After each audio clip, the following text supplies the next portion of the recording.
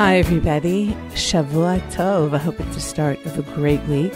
This is Eve Harrow, and you're listening to Rejuvenation on the Land of Israel Network. It is December 24th, 2017. And actually, if you're listening to this, I am, when it's being first played, I am heading to England today. So I'm actually pre-taping this just before Shabbat. More on that a little bit later. I'm heading to Limmud UK. Limmud is a few days of learning, all kinds of thought. It tends to lean more to what's called the progressive side of things, which is the reason that I'm going. Put a little balance, try and get people thinking a little bit, assuming that they come to my sessions. So I'm going to have 4 sessions there. One is going to be a panel. The last one is actually going to be a panel, including Arya King, who some of you may remember I interviewed here, a friend and a member of the Jerusalem Council. And that's going to be on, is Jerusalem a settlement? So you can try and guess my answer. Might surprise you. And then I'm going to be giving a talk about 50 years after the 6-Day Wars. It was occupation or liberation. That you might be able to guess where I'm going with. I'm going to give more of a Torah talk about wine and about the rejuvenation, I guess you could say, of a lot of the things in Israel now, even bringing, don't tell anybody, but for that session, I went and bought a bottle of wine from the Gvaot winery near Shiloh, Jajuli. It's a kind of wine that was made in the olden days, in the days of the temple, that was just grown for table grapes over the last couple of millennia and is now being made as wine again. And, so I'm sure that nobody's tasted that before, so I'm going to bring that to the session. So even if they don't really like what I say so much and the other things, I think this one they'll kind of like. And the last session that I'm going to be giving is coexistence. Can there be peace without it? And so it should be a really interesting week. I'm very excited. First time that I'm going to Limmud. And they're just so nice. I like all the mails back and forth. Just really nice people. And they have a buddy for me since it's my first time there. Really, really looking forward to it. Malka and Yishai Fleischer were there last year. And they told me what a great experience it was. So that'll be next week's show. I'll give you the roundup on what happened in Birmingham, England, during this next week. So, I guess Christmas there, even though obviously I don't celebrate Christmas, and I live all year right outside Bethlehem, which is very funny, but I'll be for this whole week in England, and I hope it goes well. But of course you can always write to me. I'll be picking up my mail, eve@thelandofisrael.com. So this has been a really interesting week, to say the least. Of course, the topic on everybody's minds is what happened at the UN and the vote about Jerusalem and the stand that both Nikki Haley and President Trump have been taking. It's real fascinating is it's almost not about Israel and Jerusalem anymore. It's about America's right to decide where they want to put their embassy. It's gotten like at a personal front towards America and obviously, it's about time for those of us here have been thinking for so long that the UN is just a terrible place. I've been asked for so many years why Israel is even still sitting there. But there seems to be like a major shift here. And again, and I've said it before, the fact that there's a goren, the fact that there's a threshing floor, that the temple is built on a threshing floor, and really very simple. What's wheat? What's chaff? What's truth? What's lies? The UN for so long, as Netanyahu said a couple of days ago, has really been a house of lies. Israel and good people in the world have had no chance, but especially Israel, between the communist bloc and the Arab bloc. It's just been, we're always going to be in the minority. But it's really interesting to see how the United States has now is much more vocal, is saying, hey, we're giving so much money and you do the things against what we'd ask you to do. Like, we're not going to enable this anymore. And it's really about time. Those of you who are listening to the show who are American taxpayers, your money has been going for a long, long time to support people who do not support the United States and its interests. And it's really about time that stopped. So, but to see some of the other countries that also voted with Israel and the United States, it's very refreshing. I hope that it lasts. And of course, when you look at it through a biblical prism some of the prophets, Zechariah, etc. It's like, wow, the nations of the world are going to be fighting over Jerusalem. You just can't make this stuff up. But what's interesting for me about this last week, because, I'm always jumping back and forth between the biblical times and temple times and our history and our present. And in my head, and also that's just the way, I guide, just tying the two things together, because really history just repeats itself and things just do not change. You find the same themes over and over and over again: power, security, water, greed. Just people are people are people. And in those days, the temple, let's talk about, for example, the first century, right? In the waning days of the Second Temple period, the temple was the center. It's the religious center. And so, Jerusalem is very, very different than the rest of the country. That's where you have the people who are involved not only with the temple, but of course with the king, because that's the capital. And that's where those two institutions are. But in other places of the country where I've been during the course of this week, it's very different. And people are farmers, people are shepherds, people are religious in a different way. And this also clicks in with a blog that a friend of mine posted this week about when you're religious, as an aside, Ben David, as an aside, it's on the Times of Israel. I can go read it. That's a discussion for another time. But it just kind of flowed in with that, with, what does being religious mean? How do people express their religiosity? A little bit different, actually a lot different in Judaism than in other religions, because since there's so much that we have to do, for men, let's say wearing kippah or putting on tefillin, for everybody keeping kosher, there's Shabbat. So it becomes, I guess, more obvious when somebody leaves a religious way of life. You start seeing them dress differently and eat differently, and the trappings are different. And so there's a discussion here, also with my own kids and with a lot of people of this generation, about where that's going and how much of the traditions are really super important and need to be kept. Are there some that are less critical, that were keeping us going in the diaspora, but now that we're back in Israel, perhaps there are different ways of expressing Judaism. So that's like an ongoing conversation.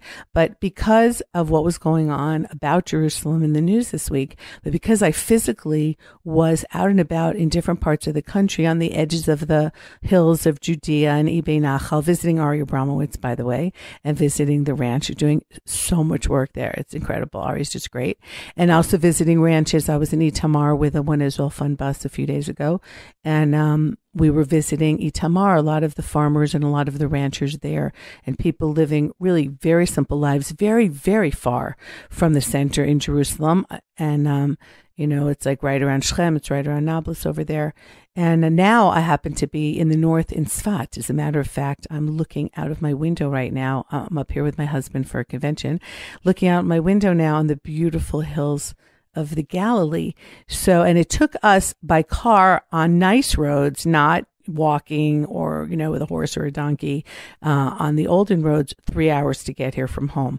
So this is far. Again, the Galilee is far from the center in Jerusalem. And it got me thinking about what it was like back in the day, because it hasn't rained here. This whole week has been really dry. It's been beautiful if you're touring around, but as much as it's lovely to not be slogging through the rain, we really need the rain. And so I started thinking about what it was like in the olden days, because today we need the rain. The trees need the rain. The forests need the rain. We need the rain to keep things, even the underbrush, from being very, very dry. One of the places I was at this week is Neve Tzuf in the middle of the Shomron, where they had these terrible arson fires last year. And part of the reason that we're having more of these fires is because the underbrush is just so dry.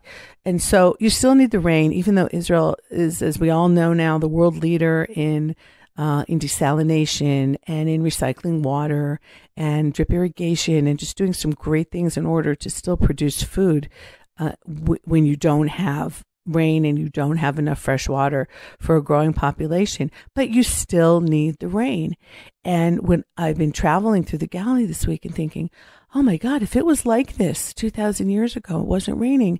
These people were praying all the time. They did not have to go to Jerusalem. They did not have to offer a sacrifice at the temple in order to connect with God. And it was like very clear, when you're a farmer, when you work the land, when you love the land, you are online with him all the time, because everything has to do not just with the rain, which is, of course, the big item, but if there's too much wind or not enough wind, or if there's locusts or diseases or anything, your existence, because food is, that's the basis of existence. And so much of their day was spent in providing food for their families, or enough food to sell so that they would be able to buy the other things or trade for the other things that they needed. Really a very simple existence. So it's no wonder that the people in the Galilee, and for those of you who are Christian, that would include, I suppose, Jesus, Nazareth. We passed Nazareth on the way up here. It's no wonder that they were tough people, that they were upset with what they saw as the excesses in Jerusalem. And with people here working really hard, being taxed not only by the temple and of course by the king, because taxes are something that we've always had, being taxed heavily by the Romans. If there's any kind of even mild drought or mild situation, not even like what we're having right now, of a weather issue and where they're not getting food, these people are collapsing. They're absolutely just collapsing. And so it's no wonder that the revolt against the Romans starts, well, technically it starts in Caesarea and Caesarea, with like something that the Romans do to inflame the Jews there. But it's really the Galilee where the first battles start. The war starts in 66. Jerusalem is destroyed. The temple is destroyed in 70. You have years of the war going on up here in the north. Josephus, the famous historian, is the commander of at least initially until he flees out of here, is the commander of forces here in the north. You have on the Golan Heights, which then is really just considered like the eastern part of the Galilee. You have Gamla, the fabulous. Now it's an archaeological site, but the place where you see that where the battle was, that was in 67. Incidentally, one of the oldest synagogues that we have is from there, showing that it existed while the temple was up, because it's destroyed in 67. So there's just so much that's going on here. And I felt it this way as much as I've been up here for the many years that I've lived in Israel and traveled around, and of course now privileged to show people my beautiful country. I connected the dots here this week in a different way, specifically because of this mini drought or whatever it is that we're having, and it's continuing. This year is not unusual. The North only got 10% of its annual rainfall last year. So something is happening. There are messages that are being sent on so many different levels. Yes, it's about Jerusalem, but we can't forget the rest of the country. I feel that strongly because of where I live, and because so much of what I do is to show people the importance of Judea and Samaria and the importance of the hill country. And so here you have, on the one hand, the world finally standing up, and the conversation this week was all about Jerusalem, and the world going to battle to a great degree. 128 nations are really, what they're saying, if they don't want the American embassy in Jerusalem, is they don't recognize Jerusalem as our capital, and they want to take Jerusalem away from us.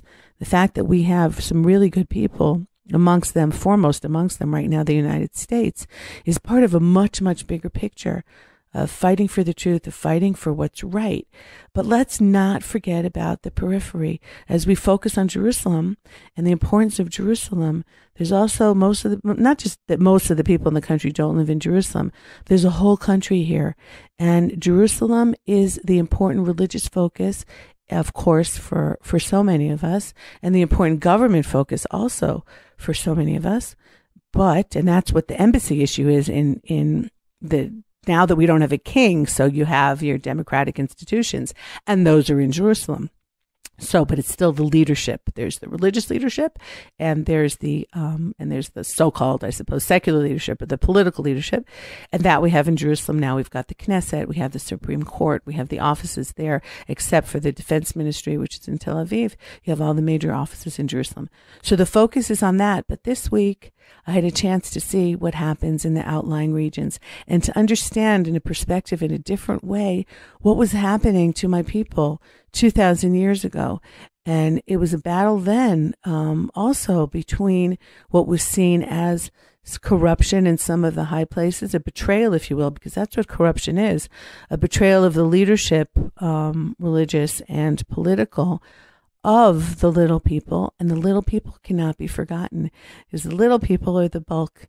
And so we just finished with Hanukkah, and of course, going around Judea and Samaria, so many of the battles of the Hashmonaim were in Yehuda v'Shomron, around Jerusalem, but in the periphery, because if you don't protect the periphery, then the battle is actually physically in Jerusalem. And when it's like that, then it's already too late. Then you can really just like count the minutes. It's all over.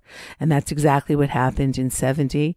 And that's what the Hashmonaim prevent from happening. We have that the Greeks did take over Jerusalem, and then you have the Hashmonaim wrest it back before they can totally destroy the temple. And so those battles happen around the city, which is Yehuda and Shomron, and the Galilee just north of the Shomron, of course, protecting from the north, and Lebanon is on the other side of here. So when it comes, you have to know the land in order to understand. Even today, you got Hezbollah in Lebanon, got the Galilee just south of that, Shomron just south of that, and then you have Jerusalem. So these things still matter. The places still very much matter. Fortifying the places, keeping people here, making sure that people here have a way of making a living, having a way of eating. Yeah, it's different now than it was 2,000 years ago. Most of us are not farmers or shepherds. And that's why it's interesting to go and see the farmers and the shepherds and the people that are so attached to the land. But you can understand why and how. So many of them then were really spiritual people. How the Pharisees were very, very spiritual people, tough people, not at all simple. Maybe didn't wear fancy clothes. But when you love the land, when you understand the land, when you nurture the land, you see your relationship with Hashem in a very, very different way, because he is just a part of nature. Nature is him. It's all integrated. And trying to figure out what the message is here about what we have going on here in a natural sense, in the nature sense. The drought that we have here has been all over the Middle East and for many years. And I think we've mentioned it on the show before, how there are those who think that the Syrian civil war was kicked off by the fact that there was a drought. And so the farmers had nothing to farm and they moved into the cities, and that destabilized the cities. So these things are much, much bigger than like, okay, let's pray for rain, some kind of idea of like, the Indians going around and doing a rain dance. It's much more serious than that, because the feeling is also that the Bronze Age ended, civilizations collapsed, people were on the move because of droughts, of fires, of starvation, of famine. And so with all our technology, and we've certainly come a long way, there are still hungry people, there are still droughts, famines, and fires, and all those things can very much destabilize countries, destabilize governments.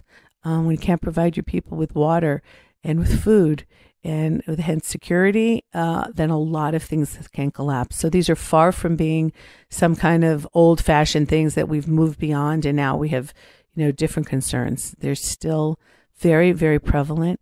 And again, because I live in the land, because I'm privileged to travel the land, I was able to see things and understand on a deeper level what was happening here so long ago. And it's really just amazing. And so I do hope that it rains. There's supposed to be, I know it's going to be raining where I am in England next week. That doesn't really help us here. So there's a forecast for a couple of days of rain. But wherever you are, keep Israel in your thoughts. Not just about the rain, but about everything else that's happening here. Try and see this as the bigger picture that it is. And hopefully all will be good. But we are definitely on an international level moving in a very, very interesting direction. I don't know. Maybe this stand is what's going to save America. Maybe finally standing up on the world stage and saying what's right, okay? Because that's one of the things that Nikki Haley said this week. Okay, it's America's right to decide where the embassy should be. And also, it's the right thing to do. And maybe in that simple sentence, is the answer to a lot of things. It's the right thing to do. So that's it for today. Spend the week doing the right thing. And I will be back next week, God willing, telling you, or maybe I'll get a chance to interview some people when I'm in England. And I will try and be doing the right thing for my people, for my faith, for my land. So Eve Harrow on Rejuvenation for the Land of Israel Network. Like I said, write to me, eve@thelandofisrael.com. Love hearing from all of you. Thank you to Tabitha and to Ben and to everybody else who makes it possible for me to just like talk to you every single week. So if it's your holidays this week, enjoy them. Be with family, be with friends. Don't forget the spiritual aspect of, of just appreciating, of thanking God for all the good things that you have. And that is always important. That should be just the undercurrent of what we do, because it can go like so quickly. Just a brief, couple of Hanukkah miracles that happened to friends of mine this week. One where their kids and grandchildren were in a car that caught fire and they got everybody out in the nick of time. And another where there was the terrible accident that my husband actually saw. He couldn't believe anybody walked out of that car alive. And it was kids and grandchildren of good friends of ours. I mean, we love them too. And walked out. I think a broken rib was the whole extent of the damage. And that was really, really a miracle. So wear your seatbelts, drive carefully, pray, eat well, eat good, eat healthy, don't smoke. Have a great week, everybody. Eve Harrow for Rejuvenation. Take care, everybody. Goodbye for now.